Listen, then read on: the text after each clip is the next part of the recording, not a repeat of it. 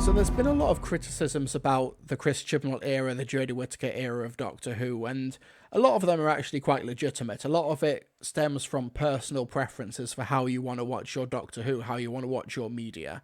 And I think one aspect that might have turned some fans off, especially when compared to previous eras like the Stephen Moffat and Rusty Davies one, is that it is much more like aesthetically grounded in like ITV drama, like high budget drama sensibilities. You know, they've got the modern cameras. They try to create great tableaus and great special effects. Like, it looks beautiful. The series, I think, technically has never looked better. Like Flux, narratively is messy, but behind the scenes with Azhar Salim and Jamie Magnus Stone, like top-notch, beautiful like cinematography and storyboarding.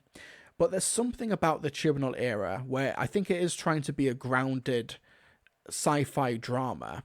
But one thing I've really missed from Doctor Who, which I hope Rusty Davies kind of brings back, and he's had this in It's a Sin and years, so I think it's just part of his personal DNA, and Stephen Moffat to a lesser extent as well, was the really bombastic, almost operatic nature of Doctor Who, where you'll have these incredibly loud and bombastic, massive set pieces, like the ending of Waters of Mars, like the ending of The Parting of the Ways, like breaking down the wall from Heaven Sent. These like 5 or 6 minute set pieces where the production is firing on all cylinders, emotions are massive, and it's practically like operatic in its execution. And I think that Chris Chibnall has a massive aversion to that type of storytelling. And what's reminded this and prompted this conversation, and it shows that there's still an audience for this type of storytelling, is in the latest series of Stranger Things. Now, I've not watched past series 1 of Stranger Things. I watched series 1 when it first came out and I liked it. I guess I never carried it on. I'm going to maybe try and watch the rest of it, especially motivated by this. There's an episode in Series 4 of Stranger Things, and I don't know the context. I've not watched past Series 1 of Stranger Things, so I think spoilers are going to be kind of difficult for me to communicate here. But I got some general context from just the scene itself, and it's been making the news and just the general media landscape as well, and commentary. So in Series 4 of Stranger Things, they go to this alternate dimension, and there's this the monsters that are in this alternate dimension called the Upside Down, and it's set in 1980s, like Midwestern America. And there's a character called Max, played by Sadie Sink, and she's kneeling at a grave of a character who'd passed away in a prior season, like, won't spoil it, just in case. And when she's at this grave, she is taken to the Upside Down, which is the alternate dimension, and there's some weird creature there who's like torturing her and trying to like drag her down and trying to kill her. And she's found at the gravesite by her friend. She's found at the graveyard. And it's also at the same time that this scene is happening that there's another set of characters who are finding out that people who are taken to this alternate dimension can be broken out of the alternate dimension by listening to music that really emotionally connects with them. So the people at the grave think, hang on, she's got a Walkman because it's the 1980s. She's got all these cassettes. What's her favourite song? And they slap the tape in, put the headphones on Max, who is possessed at the gravestone, and shit gets wild. And it turns out the song is Kate Bush's Running Up That Hill. And they play it. She gets possessed, things get mad, she floats at the grave, and the entire scene where she's being tortured by this strange creature in the Upside Down, and a portal has appeared in the distance where her friends are, and the whole scene is underscored by running up that hill. She has a montage where she thinks about how much she loves her friends, she breaks free, and she literally runs across the other dimension to Kate Bush's Running Up That Hill, and it's positively profound.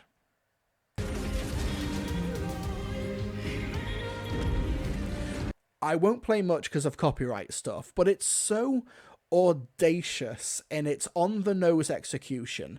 It's incredible orchestra implementation, remixing, running up that hill. The strings to the scene really, really add to it. The on-the-nose imagery of like Kate Bush is literally egging Max on during this scene to escape the Upside Down.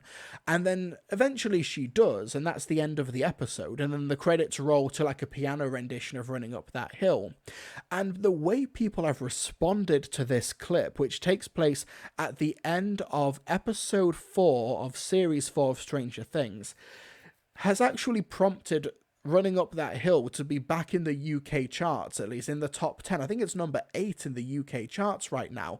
And people from this new generation, the millennials and Gen Z, have rediscovered Kate Bush's music. And now Wuthering Heights has found its way into the top 100. I think it's like 98 or 97 right now, because people have found Kate Bush's music through Stranger Things and are now exploring her back catalogue. And that's mad. And I think that this sort of on-the-nose, audacious, thematic, like unabashed, unsubtle presentation of storytelling really has a place in something like Doctor Who. And it sounds really, really weird to make that comparison, but that's just where my mind goes, to be honest. And I think when you have these set pieces, like at the end of Waters of Mars, when all the strange things is blaring and Graham Harper's camera is out of control and zooming on everyone, sparks are flying, David Tennant's trying to compete with a wind machine, he's got a funny robot, Gadget, and the Gadget is like launching across the landscape to get to the TARDIS, and it doesn't matter that Gadget would never get into the TARDIS because he's on tracks, and the TARDIS, David Tennant's TARDIS, has got steps. How did he get to the console? Doesn't matter. The scene's too high octane. Don't care. And then we get to like the breaking of the wall from Heaven Sent, where Murray Gold's music is really complementing the visual of him literally brute forcing his way through the grief. Things like that is where Doctor Who, in the modern day, I think, has really found its heart. Now, this is going to sound like a really strange thing to say, but please follow me here. I think it's partly a reason why there's a really large neurodiverse community to be found within the Doctor Who fandom, because when it comes to Russell T Davies era Doctor Who, and to a lesser extent Stephen Moffat Doctor Who, it's incredibly readable. Like, the music and the emotions and the cinematography really lay on thick the emotions of the characters and what they're wanting the audience to think and how they want the characters to be perceived. And I think that sort of readability and the unabashed, uncompromising storytelling has really allowed an audience to gravitate and connect to Doctor Who. So I think that these...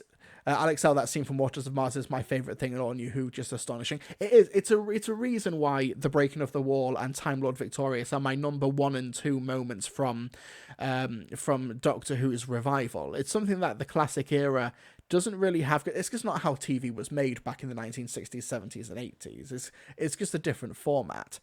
But I think that there really should be more scenes. Like, I think one reason why I love the beginning of the Ghost Monument is because it's almost tapping into that sort of operatic approach where it is the production firing on all cylinders, and it's like the single takes around the spaceship that's about to crash on the planet Desolation. And I also think I was sort of influenced in wanting to incorporate that sort of operatic approach to my own fan production, The Collateral of Ivanhoe, when, spoiler alert for my fan story, where the 13th Doctor and Jewel confront each other at the bank vault at the end and the whole place is collapsing around them. That's not something you get in Chibnall's Doctor Who, but it is something. It's the sort of confrontation that you would get in Russell T Davies's Doctor Who. And I think that sort of arch, on-the-nose storytelling, where as long as you commit to the bit, as long as you don't compromise the emotions of the characters, and you just really rely on the visual storytelling, you can pull it off. And I think Chris Chibnall has kind of been a little bit ashamed to do that. Like, outside of maybe the ending of It Takes You Away, when they go to the Solitrack dimension as the house is falling apart and the dimension's falling apart, and the 13th Doctor talks to the frog in the chair, is there really, like, another scene that kind of emulates? I'm genuinely asking the chat, is there anything else that sort of emulates that sort of almost like grandiose storytelling that Russell T Davies just sort of made part and parcel of Doctor Who? Like, all the strange creatures, This Is Gallifrey, those themes playing. Like, the 10th Doctor gave the Master a Viking funeral. Like at the ending of Star Wars. Like, this sort of really bold visual storytelling that's really easily readable and just looks great on screen. And because you've got an actor like David Tennant, who fully commits to it. Like David Tennant and Rusty Davis were so in sync in terms of actor and showrunner. Somebody mentioned in the chat earlier about how they didn't like Rose in series 2, but the comparison, but the ending of Doomsday was brilliantly put together because they're separated and they're touching the wall at the end and they can sort of feel each other's presence. There's no like logic to that, but visually it's them universes apart but in the same spot. They can almost feel each other's presence there. Like that's the sort of TV that grips an audience. That's the sort of scene where you can show somebody who's never watched Doctor Who in their life the ending of Doomsday when Rose and the Doctor get separated and they go to the wall and they get it. Kind of like how I can watch this scene from Stranger Things of running up that hill, have no idea what the context is for like any of this, and still feel the emotions for it. It's beautifully done. I also think that the cast is great, the cinematography's on point, the lighting, the sound mix. Like, I don't think Chris Chibnall embraces that part of Doctor Who, and he doesn't have to. Everyone's got their own interpretation of it, of course. But I think that is... I think that's what the audiences are really gravitating to, especially a younger audience. Like, Stranger Things is not for a younger audience. Like, even this scene has moments of, like, pure horror, and... like, this is something you don't show to, like, a 7 or 8 year old. Not to there is, like, a bloody moment of gore later on as well. You don't show this to a kid. But scenes like this really sink their teeth into a younger audience, and that makes them fans for life. People who watch the ending of Parting of the Ways, who watch the hologram message in Parting of the Ways, where the Doctor says goodbye to Rose, have a good life. Like, that's what makes someone a fan for life. As much as we can proclaim like the great strong points of the Chibnall era, which I think there are some, like maybe the ending of The Haunting of Villa Diodati, the beginning of the Ghost Monument, or some moment in The Witchfinders, those aren't scenes that like make people a fan for life just watching them out of context.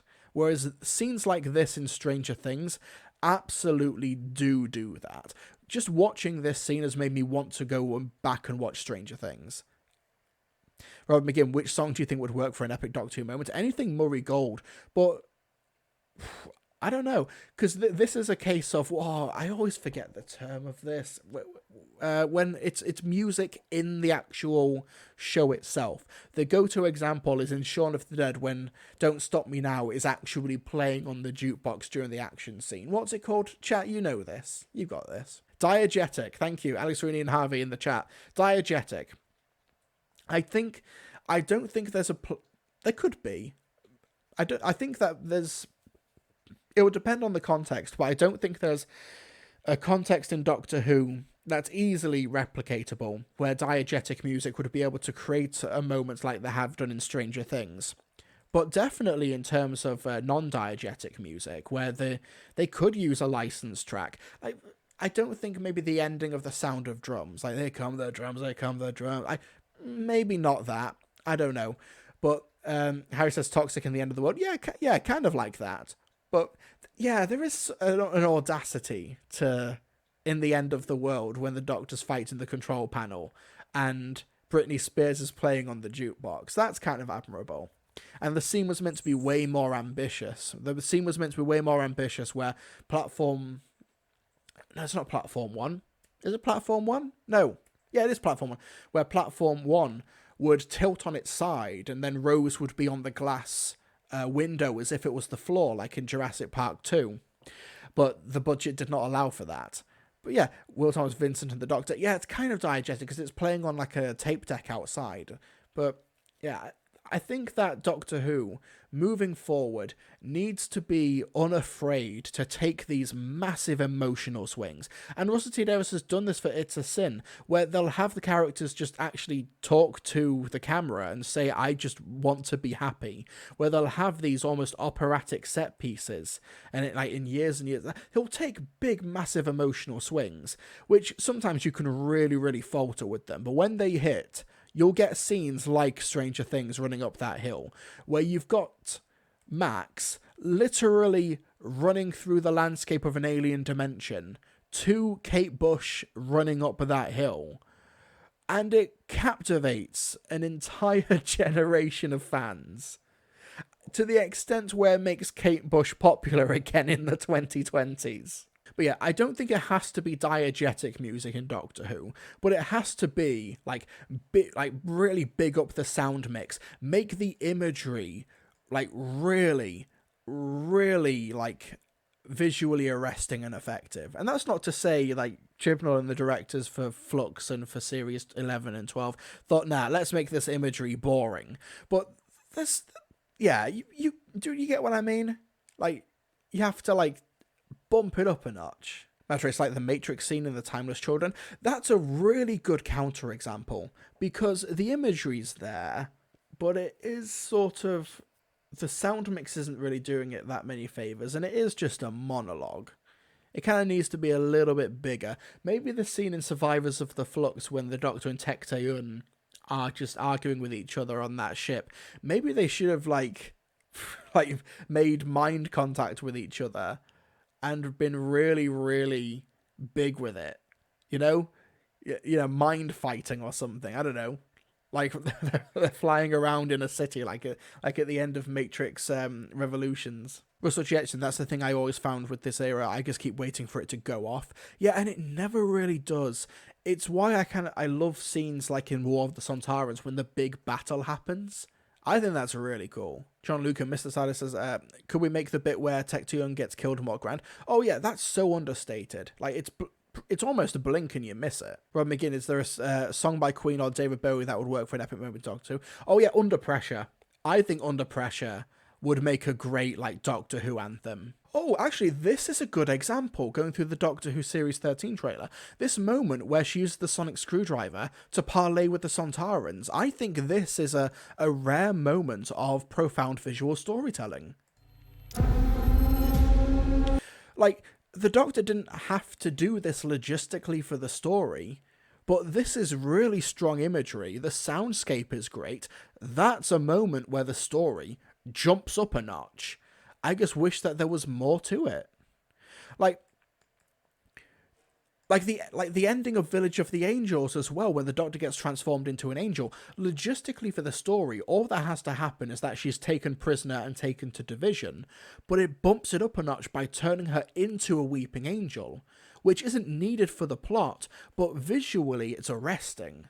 Like, this only happens a couple of times in the Chibnall era, and when it does, those are the scenes that everybody remembers. What's the clip called? You've been recalled, you are recalled. Yeah, this is the moment that gets clipped out of context, becomes the most replayed moment of the clip, and she gets turned into a weeping angel. This is something that gets clipped out of context, put online, and then all of a sudden, thousands of people who do not watch Doctor Who think, oh, this looks really cool. I might have to watch this episode and find out what the context for this is. So Rusty Davis' pitch for Series 4. Bigger, yes. There's the Strange Creatures music for the trailer. That pops off. Campfire imagery. I'll say Doctor Who campfire. Yeah, like these campfire trailers. Like, Doctor Who should always be approached from this, like, almost mythologized telling of the story. Where it's, like, fully atmosphere and emotion driven. Like, people take issue with like maybe the message of this trailer for the 13th Doctor for Series 11, but this ceiling imagery is undeniably effective. Like, sorry, this is like a compilation of the 10th Doctor falling through a ceiling, but yeah, this is also like really strong imagery. The 10th Doctor falling through the ceiling to try and stop the Master.